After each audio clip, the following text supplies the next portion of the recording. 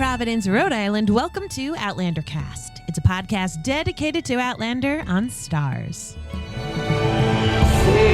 a song of the lost that is gone. Say, could that last be I?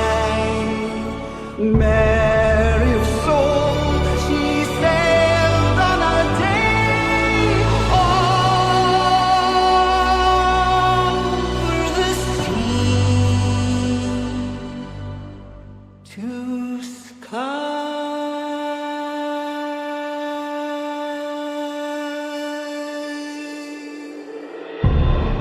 Hello, everybody. Welcome back. My name is Mary Larson. My name is Blake, and I just can't with blue light. Oh, honey.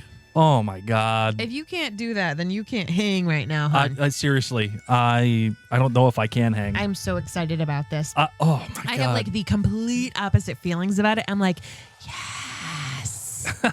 Yes. Okay, I'm here for it, Blake. We're just, okay. you know, and all right, we're just going to talk about it. We're just going to talk about it. And I'm so excited to chat about this. Friends, quickly, jointhenerdclan.com is your one-stop shop to support this show. If we bring you some joy in life, if you keep you company on a drive or at the gym or doing the dishes. Or listening to your radio. Yes. Know that as little as less than a cup of coffee a month really is a great way to be a patron of Blake and I. You can go to jointhenerdclan.com. Not only do you get early access to things, but you also get Blake's Book Club and so many more things.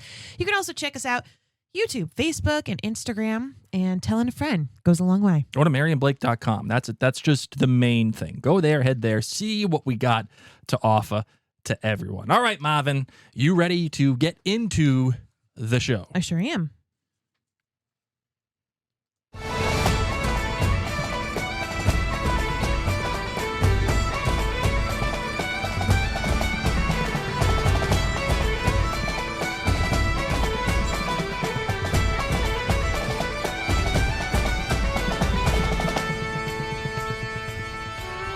We are back, episode 3, cranking away, my friends. All right, so mini little recap for those of you who travel through time. What the hell is this? What's what? You have emojis, and I don't have emojis. Well, sucks to suck, man. I don't know what to tell you. Made me think I was in the wrong one. No, I see the way that this works, ladies and gentlemen, is that, you know, Mary has her computer. I'm the producer, so I have the main computer. And she has the older laptop, so I don't know if perhaps it's missing an update. You can't even read emojis. So I'm looking at your big screen with all these cute little pink hearts for Mary should read. Yep. And I look at mine, it's just a black and white box. And I'm like, I thought I was supposed to do the mini recap. Shoot. Okay. Play the music again. Oh. Okay. It gets me excited. Stop chewing popcorn. They can't hear it when the music music plays. Totally, but they can hear it when you're chewing now. God, just press play so I can chew in peace. Oh, my God. Eating popcorn while we're trying to record. All right, here we go. That's why I wanted to play the music again.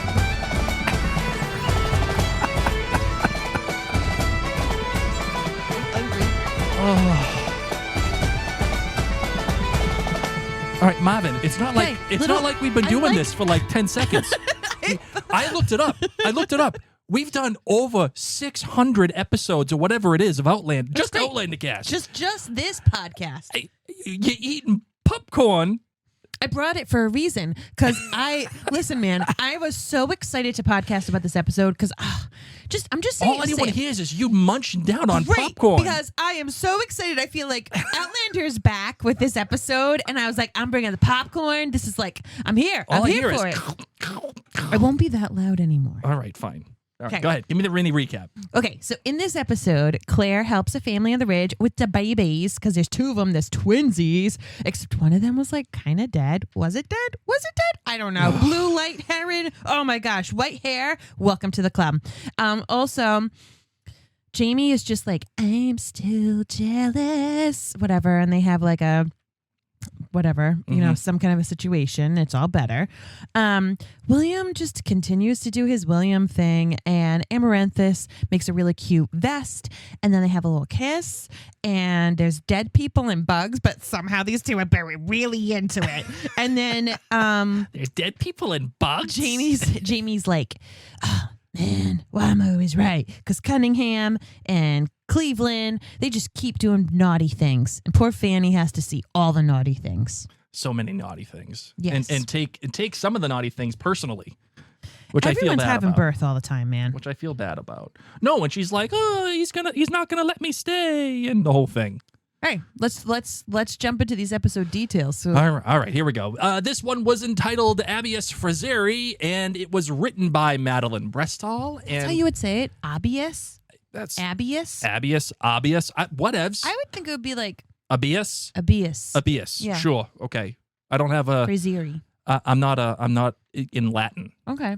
Do you want to know something? I'm from Boston. Do you know what that means? A tree. Yeah, Yeah. but not just any tree, a Fraser fir, which is like the most sought after Christmas tree variety. It's just hardy and soft and smells so nice. And it's one of the scents that I like to get around the holidays. Does it come in a fake tree variety? Yeah. Okay, then we should get that because I'm not getting a real tree. Well, I'm just I'm giving out you on this real information. trees. And Fraser firs are where It it's better at. not be a frocked tree. I've already gotten those before. Oh, that was the worst. Okay, tell us more deets. All right, directed by Metin Hussein. You should know some of these names because Madeline Brestall has written for Outlander before, most notably Hello, Goodbye, and now obviously this episode. And Metin Hussein has actually directed many episodes of Outlander, including The Watch and The Search and Through a Glass Darkly, as well as Faith. And it also happens to be that Madeline Brestall was Matt Roberts' personal assistant for many a year. So, Cool. Yeah, pretty cool, huh?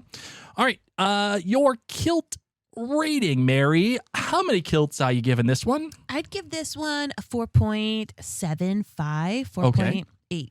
All right, I'm surprised it's not a 5. The way that you're talking about the blue light, it made me feel like you were in 5 territory. I'm saving it. Okay, you should save it. All right, for me, I'm giving this one a 3.95. And there's some really great things in this episode. Some really great things that I think save it and bring it to the 3.95. But, oh, man, 3.95, that's what I got. Maybe I'll go 3.96. I'll be nice. You're GBG. You're good. You're bad. And you're great. My good. Everybody's horny. Everybody. Oh, okay, yeah. Everybody is just into it, man. Yeah, sure. Whether it's Lord John Grey's thigh and Percy, whether it's Amaranthus and bugs, or just Jamie and Claire. I don't think she has a thing like that for bugs. I don't know, the way she was petting the bugs. No, she was petting his nipple Lord, under the bug. Yeah, and notice that the one that she was touching, the last name was Titius. Yeah. And she was touching his Titius. I know. I was like, even whoa. the bugs were horned. I think there was one that was a horned bug variety. So like, just I'm happy for everyone. A lot of bugs, a lot of something else. So good for you. All the hornies, all the kisses, all the sex. Yep. Love it. Okay. My bad. It was so bad that I like forgot it, but I put a star next to it. Oh no, I liked that part.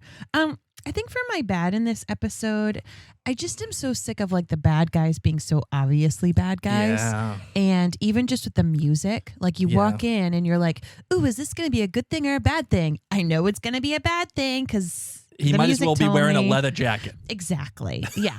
And then my great, you didn't, mama. Yeah. Oh, yeah. I totally agree. Yeah. That was awesome. All right. My good. Actually, it's that, Mary. Most of this episode, once again, shared a lot of great things of people just being people. Whether it was Claire and Jamie being totally jealous, like fire in my blood jealous. That felt natural. That felt real. The conversation that Claire and Brianna have, where she's like, oh, I got married to him and this and that. And she's like, yeah, well, at least he didn't sleep with the mama. That whole thing. Even the stuff with Fanny, front bum. like, it's I'm not saying front bum anymore. okay, fair enough. It's getting a little tiring with this whole like, I was in the brothel and this had happened and it's like, okay, all right, like I get it. But when she was saying, oh man, like I feel like I want to say that to you then. That's like her trauma. Like next time you're like, I have daddy issues. Reality is not an excuse for storytelling. Meaning that I don't care that she still is like, oh, well, in the brothel, I couldn't touch a comb. Like, she's adjusting to reality. I hear you. I get it. You may have a problem with it. I don't. But I would say for the most part, the conversations that they have, including the one where she says, Mr. Fraser's going to want to get rid of me. Like, that's an honest trauma thing. That's an honest thing for a kid of her age to say. I also, well, we'll get there. The bad. It is this giant thing that we're just supposed to accept. That Mary was so quick to defend. I choked on my popcorn. No, she was eating popcorn that she choked herself. Do I drink the... Drink the Dr. Pepper. But if I'm Make sure you get it on the mic, too, while you're at it. It's the wrong way. But, like, how would Dr. Pepper help me if I'm choking? Well, That'll maybe go down my esophagus. Maybe it pushes the stuff down. I don't know. I hope it's not. Because that weighs to my lungs. She's crying. She's choking so much. It's okay. She's alive. Don't worry about it. We can laugh about this. If you could talk, you're not really joking fully. Yeah, no problem. All right. So the whole blue light thing. That was a really long time spent on the podcast of my joking. I don't know how I feel about that. You're okay. You're all right. Everything's fine. We're all living. Okay. All right. I feel better.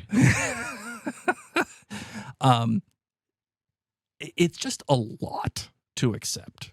And it's like she brings this kid back from death. What I was trying to say before I went into death was this whole friggin' show is about a lady who travels through time because she touches a rock. No, we can't use that excuse for everything. Buddy, that's what you're going to say about everything. No, it's not. I won't. This is a magical show. Get with the program. Oh, I just can't. Believe in the magic. And what was worse about it was the editing of this whole sequence.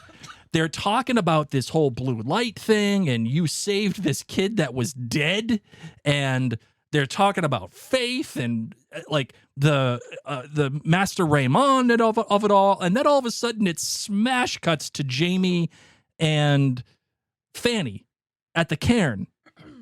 And then it's Benjamin Cleveland, and then it's guns, and then it's... What are we doing? What are we doing? Like, you get such whiplash out of that sequence that you're like, that's a major... Like, we should be talking about this.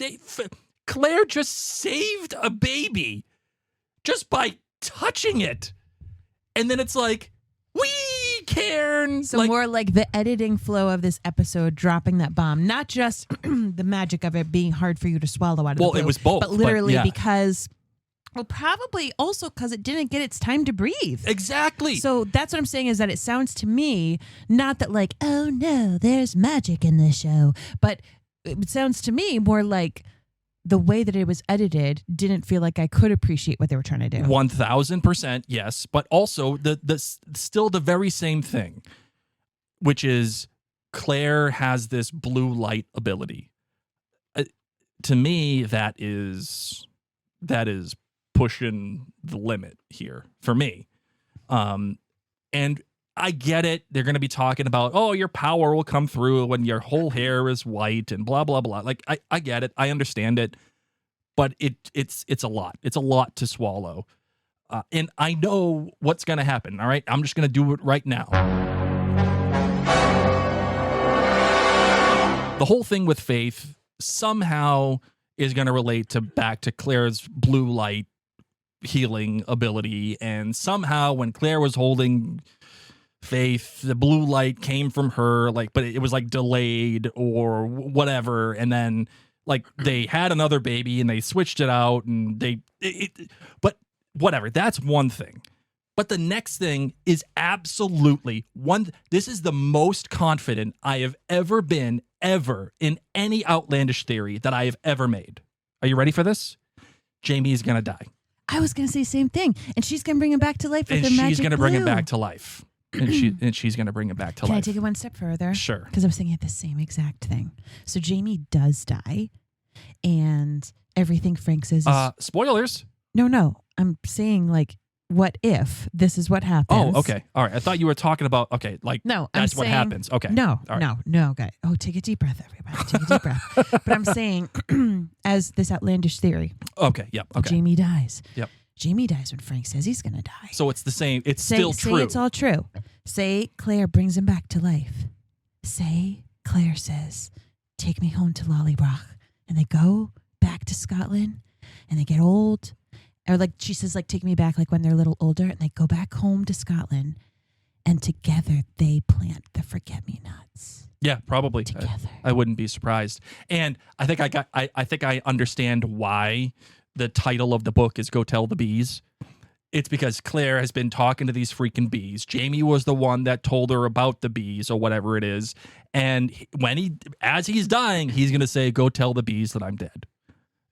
But then she's going to do the whole thing and he's going to like come back to Avatar. life. And yeah, I see you. And then it's going to, Jamie Lee Curtis is going to show up out of nowhere and, oh, not her, not Jamie Lee Curtis.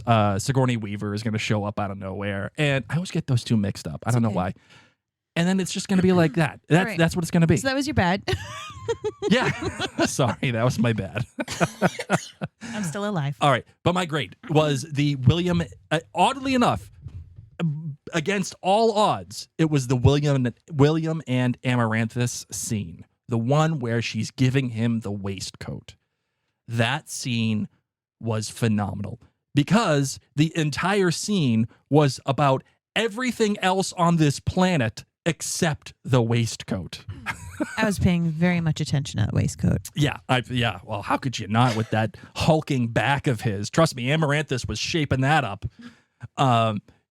Yeah, that whole scene was full of subtext. Great. That is what good writing is made of.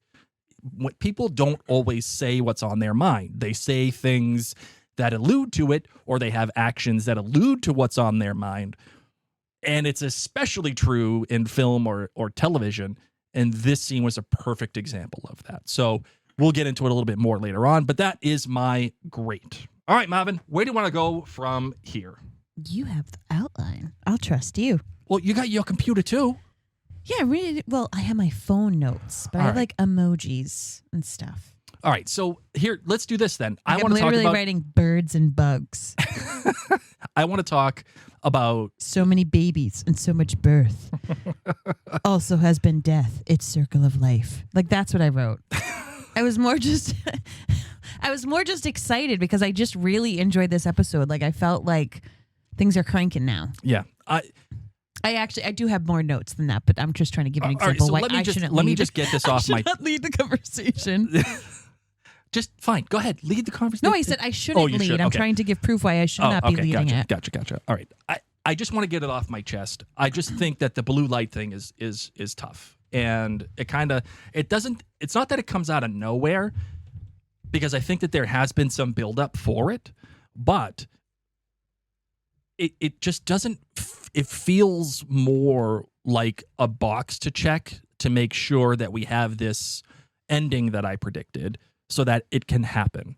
And more importantly, it also feels like the only way that will make sense if Faith is actually zombie Faith, that's the only way it's going to make sense. Maybe Master Raymond did it too, and that's why he's apologizing, because he was the one. Yeah, and that's what Claire was says, the one. yeah. Claire was the one that brought it back to life, and there's part of me that thinks, no, that's not it, because they're already assuming that so early on in the show. So they're probably putting you down that direction. But even then, we're still talking about Faith and this whole mystery of how this kid either did or did not survive. There has been no answers, and they're saving it for this big reveal. And that's really annoying. That's so annoying. That's okay for you, I guess. Yeah, I mean, 'Cause I think, I'm part of the talk show. Like, I know, and that's why, I'm not annoyed by this, and I think that you have a lot of annoyances of the questions that we're all. Maybe I am still choking. The questions that all of the viewers are going through. What is the deal with the Faith? What is the deal with this blue light? What is the ending going to be? Like, there's all these what ifs, and maybe right now the blue light for you just is all of them combined in how you feel. I don't think the blue I like light that idea. Is it's representative of my frustration with the show. Yeah, that's what I think, because we are pulling things. We're seeing people who we haven't seen in seasons. We're reminded about the wonderful little things that happen in Outlander in the past. So for us to have Master Raymond mentioned at the end of season 7 and then, be talked about a little bit more, and to be reminded of the blue light and to go back to Faith, I don't think it's bad. I think it's cool, and I like that we've been able to see Claire's hair finally start to change color, and it probably because it needs to be drastic. So I'm fine with it being this way and not her salt and pepper just growing more and more over time, like I've joked about. No, I'm okay with this. I think that it has been laid down, and that people, a lot of the times you forget the magic of Outlander. Like when someone hasn't time traveled in a long time, you've kind of forgotten. You get carried up in the day to day. But the truth of the matter is that this is a mythical, magical premise that we live in, the world that we live in this show. And I'm okay with this last season leaning it heavily into it. Because Claire is special. She is. The stuff that she's gone through, the things that she's tried to do, the memory that this lady has is flippin' insane. Mm-hmm. So as one who loves fantasy things, loves superhero kind of things. I do. If we're in a world where the impossible can be possible, and you've got Weird Mandy, and you've got Gayless running amok, I don't know, the Weird Mandy of it all too it feels like representative of the blue light as well. Yeah, that's what I'm saying is that. But Gayless didn't. Gayless was within the rules that were established. She was just some you chick liked that Gayless came back. And you liked her character, but she was just as bananas. Everything, if Gayless was watching the show, she would not be hating on the blue light. She'd be like, "Yep, knew that was coming back. Weird kid, can't wait to see what she evolves into, little Pokemon." She's, you know what I mean? So it's just, I don't know. So no, I don't have a problem with the blue light. I'm excited for it. I love how Claire's like, "What the heck's going on, man?" That's true. And then asks Jamie, "Did you see anything?" And he's like, "Nope." I liked how he answered that too. It was like, it's not that he didn't believe her, but it was one of those things where he's like, "No, I didn't see it." He was just being honest, but careful. You know what I'm saying? Yes, and also so careful of just the emotionality of it. I know you were thinking about Faith. I was thinking about Faith, and I've seen you save people a million times before. How is this any different? So he's being so polite, but then even when her hair, when she undoes the wrap and he's saying that beautiful about how it's the color of moonlight, you could see in her eyes where he's like, "Whoa, that just came out of nowhere." That happened. So I don't know. I'm pretty excited about it because they're going through it saying, "What is this?" They're like Jack Skellington. "What is this?" Right. So I will say this: Can you at least understand my starting point when I say the editing of it, and not even necessarily the editing of it, but the structure of how it was written that led into the whole thing was poor. Yeah, because it went from this huge thing, then it went into I don't want to call it the soap opera aspects, but for the lack of it, not that it's bad, but just and here's some Ben No, it's stuff, just very and then here's plotty. Yes, It's very plotty. And then to go back and have Claire and Jamie be having this discussion where it's wow, that was kind of messed up, and this is what I kind of felt.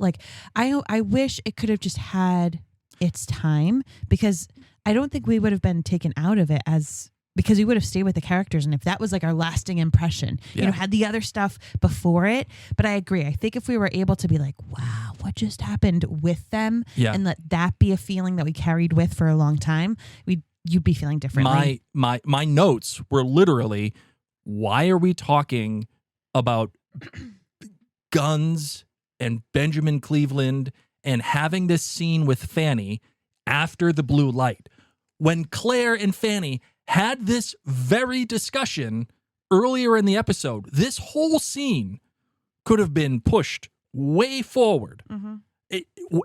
The stuff with Cleveland and Cunningham, it doesn't matter if it happens at the end. It doesn't matter if it happens at the beginning or the middle. But what does matter is that, again, I always go back to The Leftovers season 2 when it was like, hashtag spoilers, Kevin dies and then he lives. And then they're like, we need to talk about this. And they talked about it for a whole episode.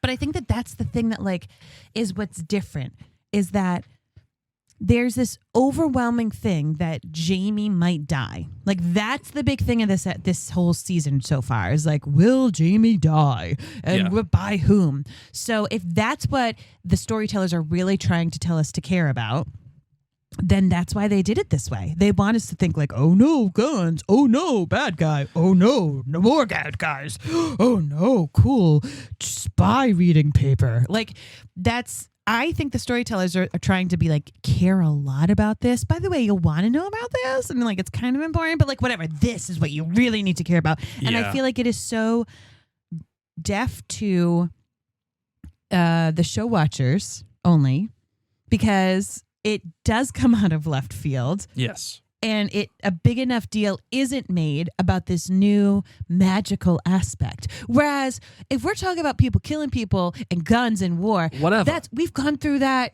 since Scotland, baby. Like we've been here for a while. That's ho hum. That is not going to be what excites us. So they could have flipped it and flipped the intention and the timing and the emotional presence that it had on us and had a completely different feel. But that's the choice I think they're making right now is that we should be caring more for the will he, won't he dying thing. And okay, Mary, I'll buy into that. I'll co-sign. The problem is the show has done its own math. It started with the faith thing. It was a very big deal. It was a huge mystery. And again, I hate saying this, but this is the problem. When you write something like Faith, the way that they did at the end of the season and start this season with it, you are obligated to treat that as the main mystery. You have to. The whole Jamie death thing, it's important. I think it's the most creative thing, but they are locked in now. They have to. There's no other way around it. They're wasting time. Yeah. Like emotional time.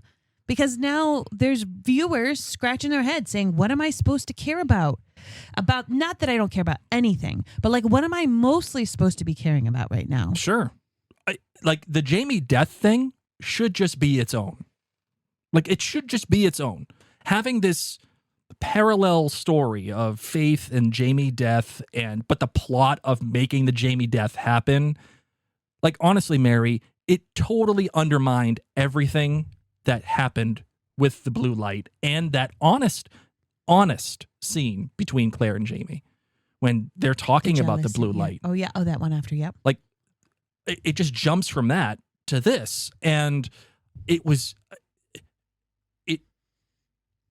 not only is it tonal whiplash, it's structural whiplash, and there's no way out of it unless you start treating something as more important. Yeah. And if they're going to treat the faith thing more importantly, great, no problem. You started it that way. Keep going. That's the thing. Let that be the thing. But if I would say this, I would be more comfortable with the structure if the episode ended with that conversation. Yes. So. Yes, I agree. Oh, this. Okay. All right. Anyway, so there we go. We got that off of our chests. I'm glad. It is what it is. I do now, since we had spent some time on that, I do want to talk about the great thing, and that is the Amaranthus and William stuff. that to me, like I said, was everything else but the waistcoat. Just from the very beginning, like even the start of the scene in my eyes, it was one of those very cliche things where it's like, you know, girl or guy walks in on girl or guy and they're like not dressed and, oh my God, he's so, or she's so hot. Like, and then it's like, whoo, you know, oh, I'm so sorry, it's awkward. And then they have a conversation. But like, let's be real. The only people who that happens to are people who are totally happy in their body. Because if I was changing in a house that I knew there were other people in, you know, I'd be triple locking that door. Right. And still getting changed in like a corner. Behind one of those Japanese fold out things. Yes. There's strangers in here. I'm not going to be just walking around naked, airing everything out. Leave me be. So- I'm going to hide. So it starts that way, which it is what it is, but it very quickly subverts that because it then dives into the waistcoat thing, and you can see that Amaranthus is sizing William up, quite literally. And it goes even further when she says, okay, let's see if this fits. And, you know, she touches his back and, like, you know, the whole thing. And then it's on him, and then the camera pans as he turns towards the mirror, and then it's both of them. Mm-hmm. And then she says, just right. So it very clearly is her, the subtext of it saying, are we a thing? And then that leads me to my next question, Mary, because this is not literal stuff. What? No. What's your next question? I didn't know there was a question coming. I'm just shaking my head, Oh, okay. listening. This I is- didn't know that I was having. This is not literal stuff, which makes it great because no one talks so literally except for Drax, right? Drax the Destroyer In the Marvel universe. in the Marvel universe. Give some context. Um, Except Bob. You know Bob. Everybody knows Bob. so the next question is Amaranthus genuinely into William, or is this strategically testing him, or is it both? I know that you can't necessarily answer, but I do want to get your thoughts on what the show is portraying. So let's put it that way. Okay. I think the show is portraying her as a cast member from the Jersey Shore who's DTF. Okay. Down to F. Yes. I'm sure she does the GTL too, Gym Tan Laundry. That's what it feels She does like. gym tan hair. And embroidery. Oh, so much Gym tan embroidery. embroidery. How long did it take her to embroider Oh, that? a very, very long time. And the jewels that are on those beetles, the beetles don't really look like that. No. But the jewels that she had, or the little beads and everything, expensive, very long time. But I loved even when she came down later and she had some embroidery work on her dress. And I thought, Yeah. I bet she did that. Her hair is so tidy and fun. You know, she has a really cool hobby. I also like the fact that she does know about these beetles and all this things because it gives her characterization. Yeah. It gives her more than just girl who was married, ostensibly to cousin. Mm-hmm. You know, she, like, her father was this thing. She took this love from that thing. She continued on with that thing. I like that. It gives her a little bit more. She's a little like Luna Lovegood vibes. Oh, I don't know about that. Like kind of quirky and weird. Oh, I don't Got know like a about bug collection. that. No, she doesn't have a bug collection. I mean, they had taxidermy bugs in the opening. I see.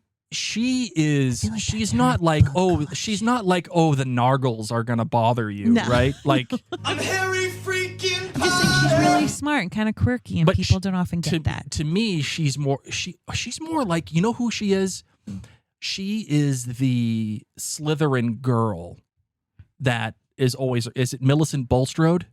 Is that No. her name? No. What is Pansy Parkinson? No, is it Pansy? Who? Well, I don't know who you're trying to get at. The Slytherin girl, the one that Is everywhere?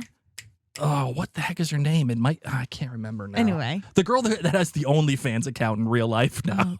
Oh my God, for real? But yeah, she does. But in the books and in the movies, what the heck was her name? Anyway, Amaranthus, what are you feeling, Blake? Because you asked me the question. So how do you feel, Blake? Um,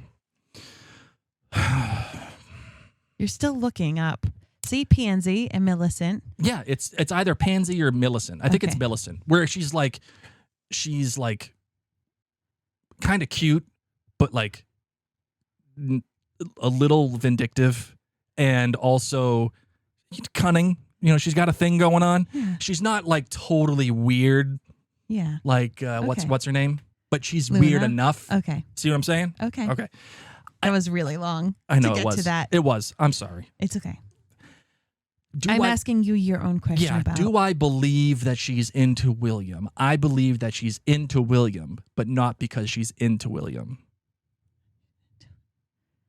Okay. See what I'm saying? No. She's into him because it's a strategic move. Okay. But she ain't she's not like, you know. Yeah. I'm gonna fall in love with you and live happily Yeah, ever she's after. not. This Okay. is the best thing that's I ever mean, happened in it's my pretty life. quick after your supposed husband, baby daddy dies. I'm not going to going to judge that. I'm definitely not going to judge that. Okay. Because love is love, and weird things Yeah. happen, and Yeah. that is what it is. But just the way that she's at, that scene alone should tell you that this ain't about William. This is about what William can do for her. And I don't know what that is yet. I don't know. I will say his hair's looking redder. Well, I think he's got a wig. That's the thing. I know. Yeah. But I'm saying that to me, it looks like they've gone for a redder shade. Oh, wig. okay. Gotcha. All right. I don't know.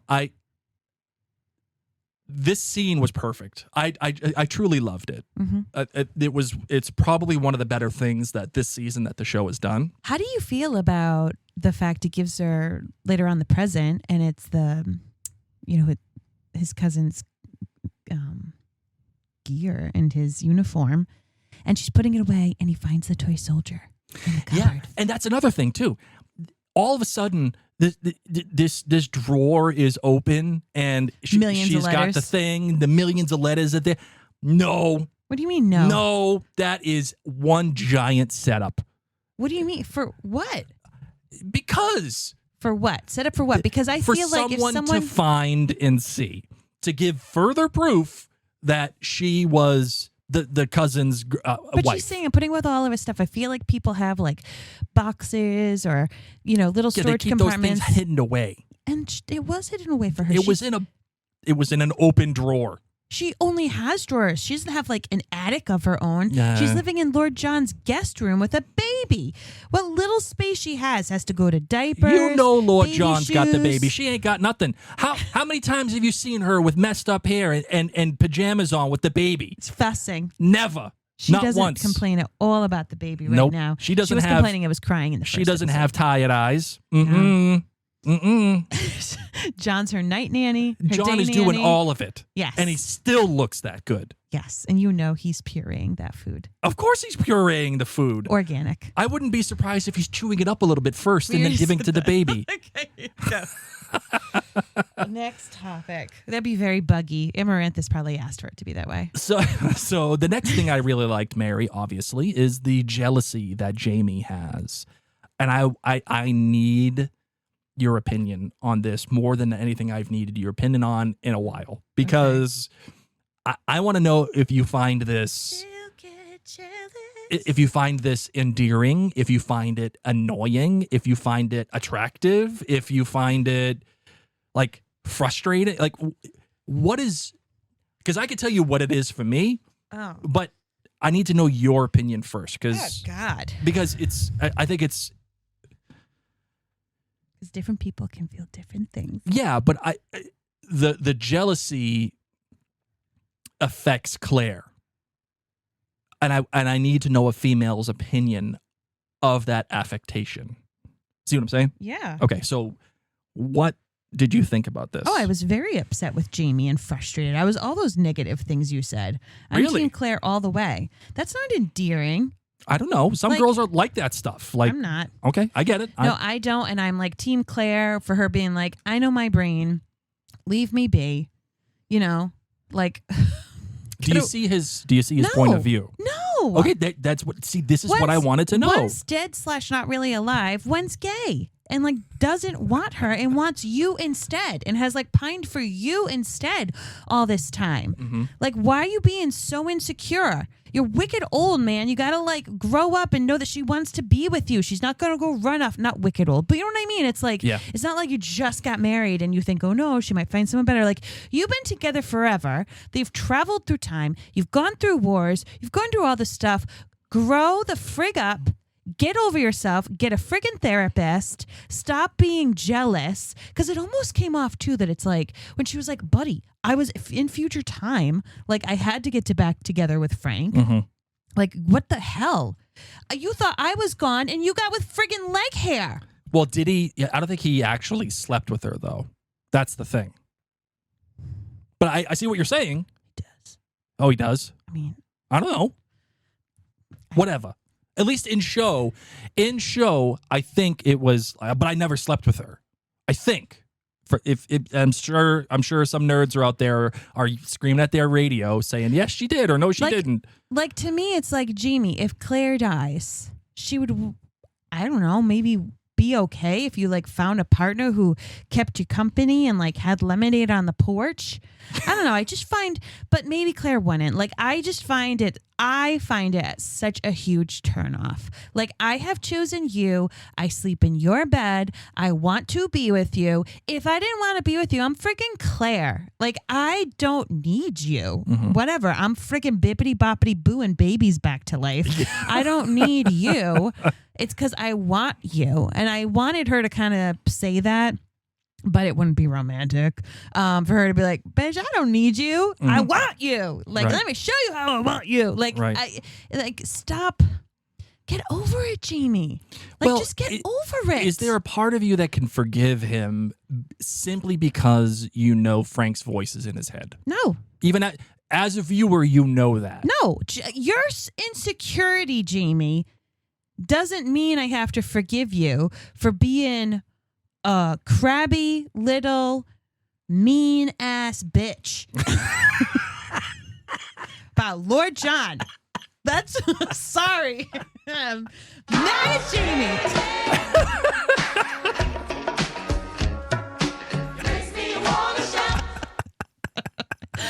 Freaking punch that guy almost to death.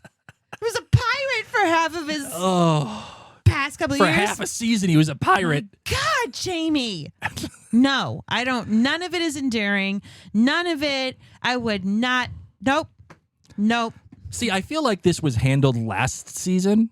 No, it wasn't. It wasn't. No. Okay. All right.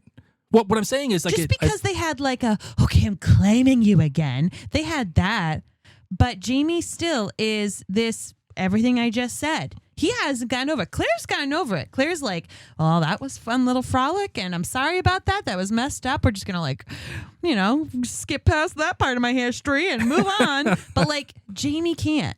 And now he's reading this flipping book. He can't. I think my favorite line of the whole show or the whole episode was, why is he mad? Because he's Scottish. Yes.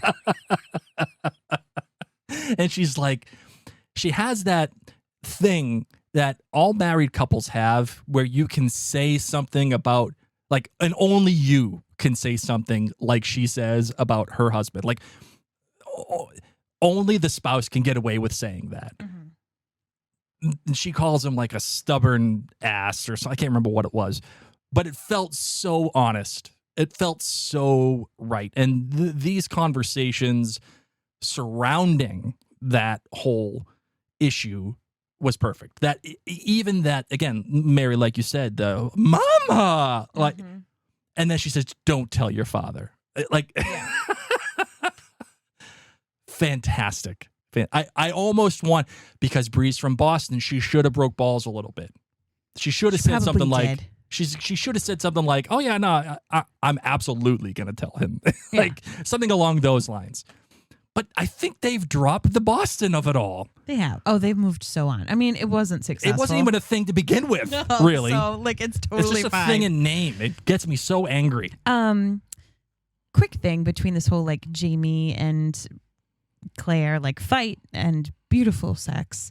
Thought she was going to bite off his mole for a second, though. I was like, oh, okay. they're out on the porch the morning after, and Claire's looking through Frank's book. Thank goodness somebody else is looking at this book. And they're chatting, and all is better because they made up last night. And Jamie's holding the book, and this should have been my bad. He's holding it, and the camera just shows his hand in a very awkward position. Like if you were holding a book, you wouldn't be holding it this way. Right. It reminds me of like how people hold their phones when they're taking a selfie. Like that's the positioning of his hand. And then he's tilting the book up and So down it shimmers so that a little it bit. shimmers. And like it just way too long of a shot. And like if you just wanted to show that he had the book in his hand, that would have been one thing. But it really was like, okay, take a picture of my hand holding this book for Instagram. So I couldn't stand that shot. I just had to get it off my chest. That's okay. That's okay. I can't believe this has not been brought up before, but Lord John's vibe at his house, holy smokes. Oh, the interior decorating? In the exterior, he had the teal shutters. He had the teal porch. Like the whole thing. It is absolutely Mary approved. Yeah. And Mary and I have been talking about like, okay, we gotta redecorate the interior of our house now because why? We fell in the trap of millennial gray, and our entire house is one cool toned gray shade. Yes, it is. And at the time, we thought this is great because it all feels like one giant room, and that kind of made sense at the time. But now, It's depressing. now it feels like jail. Yes. So when we were talking, she's like, oh, well, and this is before like we even discussed the episode or whatever. She's saying, I kind of want to do like a deep teal. Surprise. I know. In the family room. And I want to do a, was it a comfy cottage? Is that what you said? Oh, cottage cozy or whatever it was? Of the cream? Well, I don't know. However Cozy you warm cream. on the no, stairway. but you said cottage comfy or whatever it was. Yeah, whimsical. yeah. Cottage. And I was saying, well, Mary, I don't want like little knickknacks and like chickens and all that stuff. And she's like, no, that's like early 90s. I'm not talking about that. I said, listen, the only thing I want, if we're going to do a deep tail kind of thing, is I want what Lord John has. And then we both all of a sudden got it. And so now we've made plans to do our family room the same color as Lord John's shutters. Yes. But I love his whole vibe. Okay. He's having this dinner party. Yes. And Percy comes in. That was a great fake out shot. William's coming in. There's a seat right next to Lord John open. I would agree. John looks over, and William's walking by, and in sits down a dark coat, and you think it's William, and it's not. It's grab your thigh Percy. Oh, man. Oh, my God. This guy. was so bold.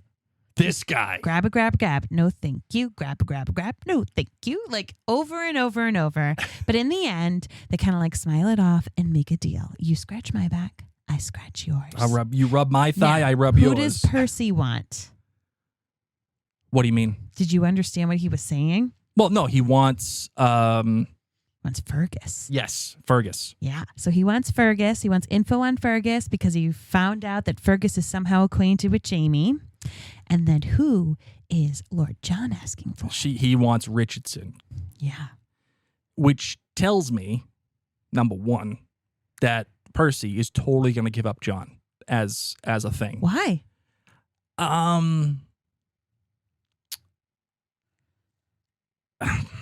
As a side piece? No, I don't mean give up like, oh, I don't like you anymore. I mean, like he's going to sell something. Like this guy is a double dealer, right? Percy. He's a double dealer. And I'm sure that he knows where Richardson is, number one. And number two, I bet he was the one who gave the information to Richardson to begin with about William. Right? So something tells me that, yeah, they're buddies or whatever, but Richardson is the one with the money. And money always talks. And if Richardson wants William, or if Richardson wants John, or if there's something that John has that's valuable, this whole thing is only going to get John in trouble. Oh, he's just trying to take care of a baby. Lord John's doing his best. This guy. I'm out on this guy. for all of it. This guy sucks. This guy sucks almost just as bad as Cunningham. Oh, yeah. Cunningham sucks. Okay, so that went down. So Fanny in the beginning is trying to look at a comb. She doesn't even get the comb. I hope she gets it for Christmas or something. Like, I hope Bree goes back and buys that comb I'm sure for she her. will. Yeah. But she gets hit on by, and not even hit on, but just like disgustingly approached by these gentlemen, these soldiers. And we get one thing gets to another. They're obviously, at least one of them is one of the guys that's shot by Cleveland. Cleveland's just taking guns left and right. Yep. He's like, you're going to have the stuff. I'm taking the guns. Can we pause before we get to Cunningham? Doesn't he and know hang you with leave the Cleveland? gun and you take the cannoli? Like, watching this, I'm just sitting here being like, Jamie, he just shot 2 people on your land. What are you Hung doing? others, is just saying, I'm going to take these guns. Like, I would just shoot him at this point. How about no? Right. Like, I'd be like, we're done. Yeah. Strike 1. Now this is strike 2. Goodbye. yeah, we're all set. This is my land. This is backcountry land. You're not killing people. Yeah. Traipsing in with all these guns. No thanks. And then you're like, I'm taking the guns? Yeah. Like, there's a part of me that thinks that he held back because Fanny was there. And I get it. True. I get forgot about that. I mean, she's seen things, but this she's would be a seen different things. level. No. But I would have said exactly. I would have been like, you need to leave the guns. Like, thanks for killing people, you terrible person. Like, Right. go live with that. But these guns are mine now. But is there a part of Jamie that wants him to take the guns because he knows what is coming? Ooh, now Right. that's a question. And this is why I'm saying the Frank thing needs to be on its own. It needs to be on its own because this should be a thing that we're talking about. Yeah. Is Jamie fulfilling his own destiny By letting him go? Cleveland take all those guns and live. Right? Like, that's a conversation Claire and Jamie should be having. Yeah. It should be having a conversation of, why didn't I just kill him? Why couldn't Claire say, why didn't you just kill him? You know what's going to happen. Just do it. And he's saying, no, but I can't. I know what's coming. Or maybe not kill him, but like tie him up and bring him to whatever the X jail. reason is. Yes. Whatever X reason is. Why didn't we do let X? him take his guns, Right. be killing people and hanging people. That's what I'm saying. Yep. To me, that is the more interesting story. I feel like the tone changed when Fanny came and said who it was. Right. So that was a big tone change where it's like, oh no, that was the guy who was being Right. an ass to me at the market. But still very complicated. And it's also setting up this kind of non-existent payoff with Cunningham. It's like, we know the guy ain't right. We know the guy is up to something bad. I almost wish that We're just waiting for Didn't- Jamie to catch up to it. Yeah, I wish, as much as I love Bear, but I think that he's done Cunningham wrong by having his theme always be so dark and shady. Sure. That things melodically wise could have made us be like having a little bit more questioning, like Jamie is. Mm-hmm. But on the flip side, maybe we just go with the fact Jamie's trust in his gut. He's a decent reader of people and knows this guy's bad news. Sure. And so he's always going to be bad news. He's going to have bad news music when he's killing a bear, bad news music anytime. Yep. Jamie somehow pats down this guy and knows to take off his boot and finds the little letter. Right. Which, by the way, fine. I'm okay with that. No, same, because that's where I would stick it. Absolutely. I'd stick a letter. And Jamie has been in war enough to know that notes are passed. Yep. They're hiding things. Mhm. Let's take a look and see what he's got. And Maybe then he's he got reads $100. I'll take the 100. You don't need it no more. He Makes reads bad it wallpaper. knowing that it isn't wallpaper. Right. Reads between the lines. Even if he doesn't have the decoder, he reads between the lines. Just goes up and approaches Cunningham. Why does he know to go look at the revolver? Thank you. You said it before I even said it, which is Because great. I was really bothered. Yes. Because I And you almost should wish be. that Cunningham was making like nervous eyes the whole time, like, oh, I found a letter. And like, No. I wish that I'll there tell were you what should've nervous happened. moments where like Jamie was like, this is suspicious. Or an accident happens where the gun falls off and it doesn't go something. But like, literally, you're in an entire store right now. Yeah, full With- of stuff. Full of stuff. You're in his office room full of stuff. And you've got your own bippity boppity boo where you're like, oh, I got this questionable note.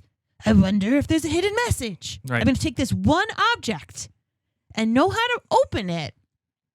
And maybe it was like the Amazon common secret message pistol. Like maybe that was it. Maybe Nope, it's Jamie's not like, it. I know this It's not. brand Nope. because Nope. No, here no, it is. no. What I'll is tell you. it, Blake? Okay. The whole thing was just so poorly framed. What should have happened was when Jamie goes to question him initially Mm-hmm. about the guys, and Cunningham brings the gun over, and it almost at the time felt a little like intimidation that he had the gun. Uh-huh. And part of me wanted Cunningham to like kind of point the gun at Jamie, but not like, oh, grab it, lift it, point it, but just like point it towards like the barrel end towards Jamie on the table. Okay. See what I'm saying? Like the subtext. Okay. But then Jamie takes a hold of the gun and turns it back on him. And at that moment, when Jamie actually does touch the gun in the show, when he does, he should have like, Been like, that was light. should have handled it. And he should have Felt the little button. like, no, but he should have looked at it and said, huh. Like Yeah. it's one of those things where in that moment, you don't know what he's doing. Correct. But when you go back, Yes, that's You're all like- I would have needed. right. Like, what are we doing? Exactly. But out of all the things in this whole place that this guy has, Jamie looks at the gun. Yeah. And he stares at it for like a good 30 seconds. Yep. And then he's like, yeah, okay, here, And then he picks up the gun and he goes, yeah, this feels a little light. Yeah. What? No, he knows. Okay, so here's my problem too with Cunningham. Either you play the whole, I don't know if he's good or bad thing, the whole, like for most of the season. Like either you do that, or you just start off knowing the guy ain't good. You don't do this whole, oh, I feel bad for him. He is good, he's bad, or whatever. You just know that he's bad. Don't treat this whole reveal as a reveal because we already know that he's a bad dude. The show that did this perfectly, and Mary, I can't remember if you watched this with me or not, was Homeland. The one with Damian Lewis, and he was the American soldier that What was was the Claire captured. Danes show? That was the Claire Danes show. Yeah. Yeah. That first season was among the most perfect seasons of television ever done. And you could never understand. You could, like, every time you thought the guy was good, something would happen. And then every time you thought the guy was bad, something would happen. And then it stayed that whole way until the end of the season where we had a payoff. And I'm not suggesting you do that for Cunningham, but you got to do something like that if this reveal is as big as it's meant to be. See, you get it? Yes, but I'm also feeling like maybe it's not meant to be that big of a reveal. Maybe the big reveal is that the conflict is bigger than Jamie realizes. That it's not Fair. that it's not like, oh no, Cunningham is bad, but for Cunningham to be like, yeah, I'm bad and everybody else here is too. It's like moving to a neighborhood that has the complete It's different Stepford Wives. political agenda as you, and you yeah. don't know. And then you're like, oh my God. Oh my God. Did not see this No. coming. And so like that's what I really took out of how he said it, where he was like, you left and everyone here Yeah, feels but they the already same way did I that do. though. They already did that. They already said it in the first episode. Yeah, he's gaining some No, but not only influence here. But like we took that as like a personable influence, not like, oh, come kiss the king's toes. Like it's nothing like that. But Yeah. this way for him to be like, oh no, they are loyal to the king. Like that was to Well, me is important that- for this conflict of will Jamie die? Tensions are rising now. These people have guns, and now I find out that all the people who live on Fraser's Ridge still want a king. Like, Yeah, but is that really true though, or is that Cunningham just saying stuff because he knows he can say stuff? you'll have to find out. And more importantly, we have this whole thing with Jamie of being like him leaving the store, being like, "Yeah, why don't you just think about it?" And Jamie doesn't say anything. He just leaves. And it leads you to believe, narratively, that Jamie is leaving the door open because he leaves and the door is open. Literally, it does not get cool. shut. And he leaves and walks out. But we all know that Jamie ain't going to consider it. Right? Like, Or will he? no, he Dun, won't. dun, dun. Because even if he was, and again, this is why it goes back to the Frank thing. Because if this were the most important thing, you would then at least have the feeling that he might. Because is he trying to do something to prevent himself from dying? What I will tell you, he did not prevent, was looking like A+ man walking right by Mr. Crombie. Oh, hello, Mr. Fraser. Oh, yeah. I can let you in. Nope. Walks right in, locks the door. Yep. That was cool. Yeah, that was cool. That reminded me of A Bronx Tale. Speaking of which, today, Oh my gosh. Mary and myself, we went to breakfast this morning at our local diner that Like we dive go diner, to. Like guys. yeah, nothing special. No. Wouldn't you know who's there? What do you Chaz know? Palminteri. Just eating. Just eating. Just next to us. I don't even know what he had. If he had pancakes or a tuna Couldn't melt, even tell but you. Yeah, He had something and he was eating it. he was happy. And all Welcome I could to think Rhode of, Island. and nobody was bothering him. No, because It's he just looks like everyone He's here. just like some dude from Cranston. Yeah. Or some dude from Providence. All the Italian, Yeah, yeah. Greek, everyone. No He one's just looked bothering the him. Same. He's just there. And it was awesome. Yeah. He's like one of us. Yeah. But as he was there, all I could think of was Jamie shutting the door and locking it because of that scene in The Bronx Tale when Chaz Palminteri shuts the door at the bar and locks it and turns around and says, "Now you can't leave." There you go. That's all that went through my head when Jamie locked that door. It was pretty awesome. It was freaking. If you haven't watched The Bronx Tale lately, go watch it. It's such a good film. Such a good Chaz Palminteri in our little diner. How cool was that? Guy was just there eating. That was awesome. All right. Anything else that you would like to talk about? Let's see. Oh, Fanny. Poor Fanny. I just want her to feel safe and secure and that she's not going to be kicked to the curb or having to go work at a brothel herself or having to do any of that stuff. I mean, this girl has had such an insecure, busy life that it just breaks my heart for her. And I adore this actress. I adore all of the writing that they have, the little scenes with her and any of the family members. But for her to be afraid that because Mr. Fraser is angry at William and Lord John, that she's going to be sent away, like that was a really cool thing. And then the cairn that Jamie made for Jane, so that Fanny could go and pray and just like go and spend time with her. I thought that was really, really a sweet meaning. Bree and Roger want to buy guns. No surprise there. Yeah. Bree has a gun in her hand At all like times. yes. She's like, we need more of these, Dad. That's what I want on my Christmas list, please. We have the mention again of Master Raymond, and even the idea of like, is zombie faith really what happened? Is that how he was? Toad-faced footlicker needs to be in common vernacular. And I loved that we had Frank again. It was Frank. It was not Black Jack Randall. I do believe he's going back and forth sometimes, of some of it feeling Black Jack and some of it feeling Frank. This was definitely Frank. I know so much. So not only because I felt just his like vibe, Yeah. but the narrator, the closed captions say yeah. Frank's voice. I told you, Fraser. I take it it's a combination of both. Yeah, that's what I mean. Well, I feel like Regardless. it goes in and out. That like sometimes it's BJR, sometimes it's Frank. Yeah. But I just loved how he said, "I told you, Fraser, it's coming." Oh, it was awesome when just that line of "I told you, Fraser" Yeah. in that Tobias Menzies voice. Yeah. Oh, like that's something that you say to somebody that you're like, buddy, I told you. Like, how great.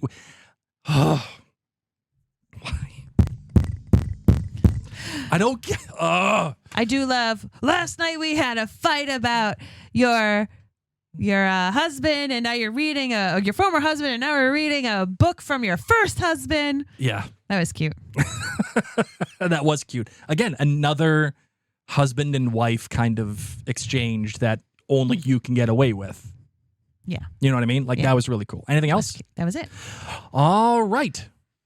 Ready to get into 5 questions that got nothing to do with Outlander? Doing this. I love this. It's so much fun. Well, I'm glad I'm not joking.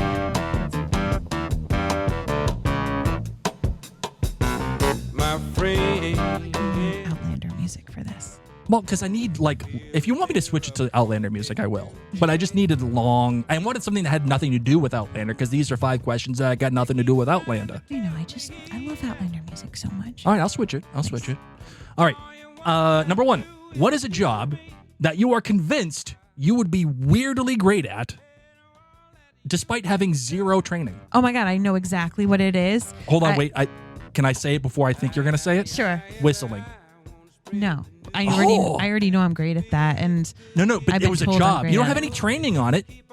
I don't know of whistlers as jobs. No, we know it's a professional job thing. Well, I know I'd be good at it. Okay, all right. And I'm music major. No, what I would be is a wildlife baby animal rehabilitation person, particularly the one who feeds baby beavers through syringe. Because I just watched a video that not only do they have sign language asking for more with milk and everything, but you have to burp them. You have to burp baby beetles after you bottle feed them. No. And they are the cutest freaking things. And I saw that and I was like, I could do that. And then everyone's That's very specific, Mary. Yeah. So that's what I could do. Very specific. I would totally be great at helping baby mammals be fed and burped. The job that I'd be weirdly great at, despite having no training. Is it about baby beavers? Definitely not. No. I would be. Sorry, go ahead. They're a cornerstone species, by the way. They're like super important. Do you know that? No. Like they bring about new habitats. They actually had to like reintroduce beavers. I think it was into Yellowstone, and it completely. Oh, that was wolves. They did that. They did that too. But maybe also in Yellowstone. But like when you reintroduce beavers into their habitats, they bring about an entire ecosystem and a plethora of different animals that like really should belong there, and it's all because of the beavers. Wow. You're welcome. Wow. You're welcome. All right, the one job that I would be weirdly great at, despite no training whatsoever, I'd be a director. I know I'd be really great at it. I think you would be. And it's something that I desperately want to do. Yeah. You know you can. I know I can, but I feel like you need things around you to do that, and I just don't have those things. Ambition. No, ambition. No, meaning like you got to have some training. You got to know people, and you got to like do the whole thing. I can do this. Maybe you can do it when you get older. Maybe. All right. What's one hill that you will die on that is completely low stakes and deeply stupid? Like the one thing that you defend that is totally stupid and irrational. Oh my God, I don't know. I mean, that Christmas needs to be moved to like the end of January or somewhere where it's seasonal depression time.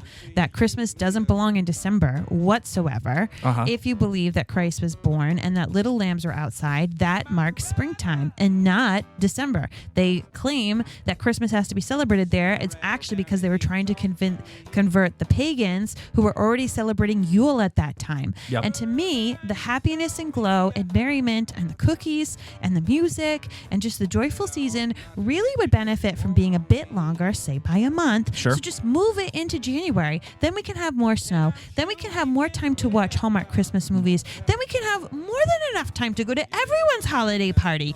And Hanukkah has some time to breathe. Right. And everyone's eating latkes for a good amount of time. And then everyone's eating Christmas cookies for a good amount of time. And everyone's having a Kwanzaa log. Like, just move it. I feel like we got too many holidays, like big holidays, jammed in. It's all jammed in. And it doesn't even have to belong there. That's what I'm saying. Yeah, you got to let it breathe. Like at least, like there's reasons behind Passover and like the Jewish holidays have like real reasons why they're at that certain Sure. time. Like, this that is makes just sense. because we wanted to convince the pagans that this was an easy choice. Yeah. That was it. It's not real. Ain't So real. move it. Just move it to help everybody. Take So a that's hike. the hill I would die on, is Yeah. just to move Christmas to the end of January. All right. The first one that I would die on is that the Super Bowl needs to be President's Day weekend. Oh my God, that too. You need that Monday off. Especially because Christmas is now being pushed back Right. a month. So I don't know why they're not making this happen. it's a United States sport. Like it's like Yeah. treated like a holiday. So just put it on the same weekend that it is a holiday. I know because they've only been doing 16 games and now it's 17 and they're going to move it to 18. Ideally, I think at the end of this season, they're going to, at the end of next season, they're going to move it to 18, which would potentially make it so that the playoffs are a week later. And then, yes, we get the President's Day weekend. But this should have been done a long time ago. The Super Bowl is the closest holiday that is not a holiday. Yeah, I agree. You should have Monday off. Yes. Like I don't under. As a teacher, yes, please. And I know that I know that not everybody loves football. I get it, but the Super Bowl is such a cultural event. yes, it's not just because you like football. It's become a zeitgeist. I mean, Yeah. there are whole systems that exist because of it. So we Like should the get Carvel Yeah, ice cream right. cake shaped like a football. Well, just think of it like all the commercials. yeah. Like that's a thing. The people that have jobs that create certain things. Yeah. That's a thing. All because of this stupid day. So we should have that. But number 2, Connecticut sucks. Connecticut's the worst. There's nothing good in Connecticut. Oh God, you're just so mean to Connecticut. Connecticut. Pick what you want to be. Do you want to be New York or do you want to be part of New England? Which one do you want? Okay, next question. That's what I Next want. one. What's your song of the week right now? Oh, like what have I been jamming out to? Like, what are you jamming out to? I Just Might by Bruno Mars. Why don't you pop that up so you can hear it a little bit? But me and the kids, we have been singing this song nonstop, trying to get our son to sing it at Coffee House. Because I'm like, this is a jam, man. I like this one. And it's in a good range for him. There's no like naughty words in it. It's just a good classic Bruno Mars kind of beats. Hold on. With whistling. Oh, no. Here we go. So you could turn down for just a second. So the whole idea is that like you look beautiful and I really hope you can dance. Because if you can't dance, we can't be together. But if you can dance, then I just might make you my baby. Turn it back up. It would break my heart if I found out you can't move. It would break my heart if I find out you can't move. Here we go. You better show me now, show me now, show me now. Cause when I take it to the floor, you gotta get down. Here we go. You know what to do. Mr. DJ, play that song for this pretty little lady. Cause if she dances good as she look right now, But if you dance as good as you look right now, I just might make you my baby. I just might make you my baby. Hey. All right. Whistle. Can I I have- always think it's whistling. But there's this line in it about like if your booty can't feel the beat, like if you're so pretty, but if your booty can't find the beat, like we're done. Can I ask you something? An honest question. Yeah. Do you feel like Bruno Mars has just kind of taken Stevie Wonder's stick? No. I feel like he has. No. None at all. Really? And really, Really. he's kind of taken Jamiroquai's shtick. I would say more of that, but like I would say more of that than Stevie Wonder. Because that, to me, that song, that is 1,000% but it's Stevie within Wonder. the same genre Yeah. and the same kind of beat, but no. Do you want to know what my song of the week What's is? your song of the week?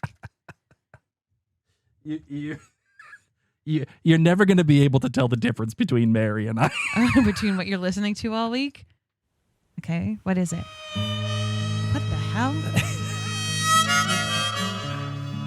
You've been very emotional this week. Early guesses. Without looking at it. I'm not looking at it. Without looking at it. Who is it? If you don't, I'm surprised I you don't don't know know. this song. I'm not surprised. This is so, there was a movie made about this. No, Actually, 2 movies. Blake, this is not my vibe. Hold on. So Standing Nope. on her front porch, Yeah, you don't even know. twirling her baton. Hey, I'm all set with Oh, this. it's This so is a good. very different vibe. It's Bruce Springsteen, man. Yeah, I'm not into Nebraska. him. It's I'm one of not the into best Bruce. albums ever made. I'm sorry. Yeah. Like right there, I'm like, God, do you need some Dr. Pepper? You have some popcorn stuck in your Are you throat? choking on some popcorn, boss? Really? Do, do, do, do, do, do, do, do, do. I just might. Do, do, do. All right, can we get All right. him off? Put it back on band. Fine. Goodbye. Get out of Fine. here. Fine. on my land. God, you're still here. All right, here we go. Then we'll go back to our original music. We're still doing this segment? Yeah. What else? What else do I need to answer? Oh my God. What's something that you hated as a kid that you absolutely loved right now? Nothing. I will tell you. There's nothing really that I've changed. People have told me this. They're like, you're the same person when you were 10 Come on, that there's you got are to be now. something that you didn't like when you were a kid that you like now. It has to be. Oh, give me an example from you, but I feel like it's going to be like fruit. No, You still but don't it's like close. fruit. It's broccoli. Oh, there you I go. like broccoli now. Broccoli's good. That's great.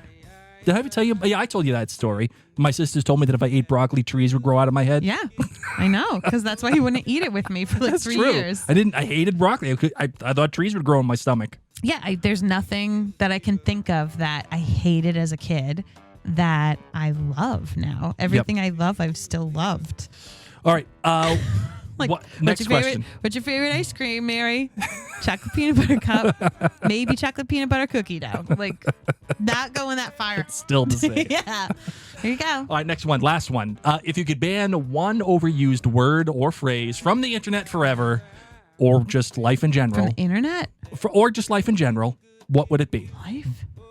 Like a word or phrase? I got a couple. What? Number 1, bro. I'm out on bro. The people use bro way too much. They also use low key way too much. I think I would say retarded or gay in negative contexts. Okay, understood. Like, stop it. Just stop. Because people still do it. And Yep. it's just... Yeah, not a good look. No, on every single level. Like, Yep. no. So I know that's not like a word or phrase that you can never use because there are contexts to use them. Sure. But not putting someone down or talking badly about it. Yep, fair enough. So. Last one I would do, irregardless. Oh, okay. That I hate when people use irregardless. It's not a word. It ain't a word. Isn't it just regardless? Yeah, it's just regardless. Yeah. Regardless of Who says irregardless? a bunch of people. It's a rampant thing. Irregardless everywhere. God. There's even a store I saw called Irregardless. Oh, man. Okay. What are you talking about? I don't know. It's just regardless. Can we It's either regarding or regardless. It's not irregardless. Let's move on from this. It's hurting my head. God. All right. Last. You ready for the outlandish theory? There's still more. No. Outlandish theory of the day. Week. You ready? Yes. I've already given you I one. know. All right. Here we go. Blake.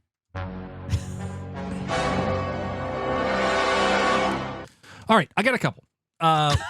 What? What are you laughing at? I got a couple. Go for it. All right. Number 1, Frank knows more about Claire's gift than Claire does. I think he knows that she's got something going on Cool. through research and Very whatever. cool. And that's why he's writing that Jamie is going to die. Number 1, probably because he thinks that Jamie is going to die, but so much so that Claire starts developing this whole thing of the blue light and she starts buying into it because she knows that Jamie's going to die. So there's something funky going on. She goes there. to some Reiki training. Yeah, man. Maybe at the back of the book, it's her letter to Hogwarts that Frank's hidden from her all this time. Yep. You freak! Like Petunia. You're just a freak. You're a wizard, Harry. Next that'd be thing, cool. get yourself all blown up like your parents. It fits. I know. Why do you think I said it, Marvin? I ain't doing it just for funsies. No, not. Yesterday my parents were in a car crash. A car crash killed Juliet It's a and Henry. scandal. Car crash killed Juliet and Henry,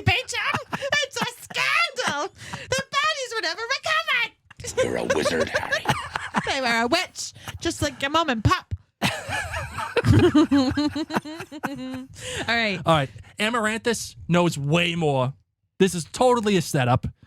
And this will actually make her an active character, not just girl who's there because husband died. You know what I want? What? I want Amaranthus to be Master Raymond's daughter.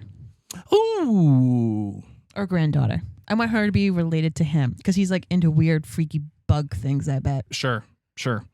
Last thing, each time that Claire activates her power, that is when her hair goes whiter.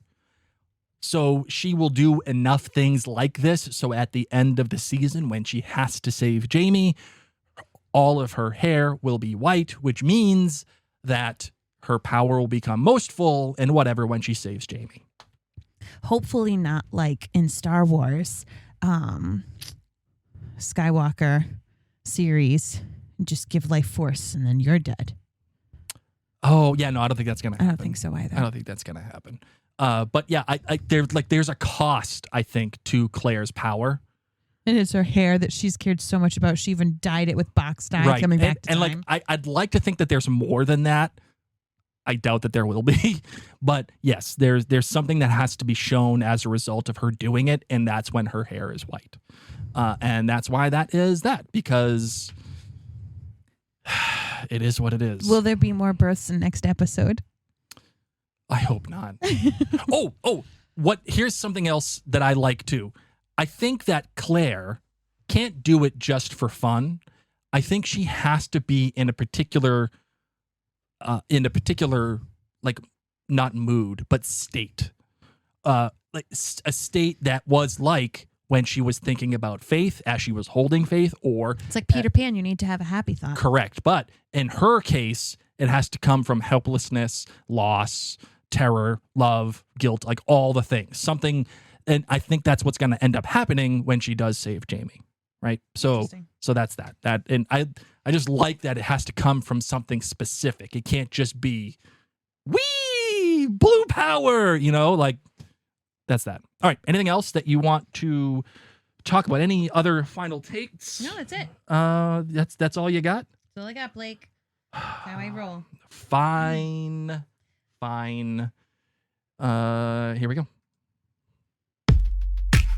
I do want to thank those of you who've taken the time to head on over to Apple Podcasts to leave a written review. Remember, you can leave stars, but Mary, you're not listening to the song. Oh, it's Jamie. I can't believe. Yeah. Such an awkward song. It's totally an awkward song. I love it. It fits the Jonas Brothers perfectly. It's just Nick. I know, but it still fits them. I saw him the summer he wrote this song. He was at Red Williams Park Zoo. Yes, that's right. You told me. Yeah. Like we're hanging out with Nick Jonas and Chaz Palminteri. No. You got to come to Rhode Island, man. That's our life. Here's Rhodey. Okay, so I want to thank. Hold on. This is Jamie's song of the week. That's what I'm saying. That's Love why it. I'm playing it. Love it. All right. Jackie wrote in an Apple Podcast, and it's Jackie Sunglasses Dog Devil emoji. So Jackie Nice. Sunglasses Dog Devil. Love you guys. This podcast is the absolute best. Every time I rewatch Outlander, I go through it all with Mary and Blake once again. Not having someone to share Outlander with makes me love the podcast even more. Not only does the podcast tune me into aspects of Outlander I may have missed, but I've learned a lot from Blake about how to watch movies in general. So many things I didn't pay attention to before, like lighting, editing, etc. I'm really grateful to have you guys in my life. She would have loved this Jackie. episode then, Jackie. She's gonna, Dog yes. Devil Girl. Sunglasses Dog Devil. Oh, sorry. Sunglasses Dog Devil. Yeah. So, guys, whether you listen to us through anywhere else, head to Apple Podcasts because that is where we read the reviews, and know that we read each and every single one. It's like a big old hug and high five. We appreciate you so much. And don't worry. Hold on, Jimmy.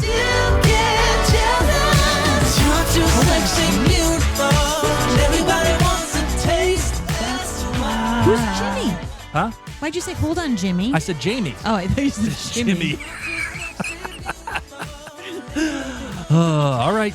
That's it. All right, my name's Mary. My name is Blake. You've been listening to Outlander Cast. Slanjaba. We're the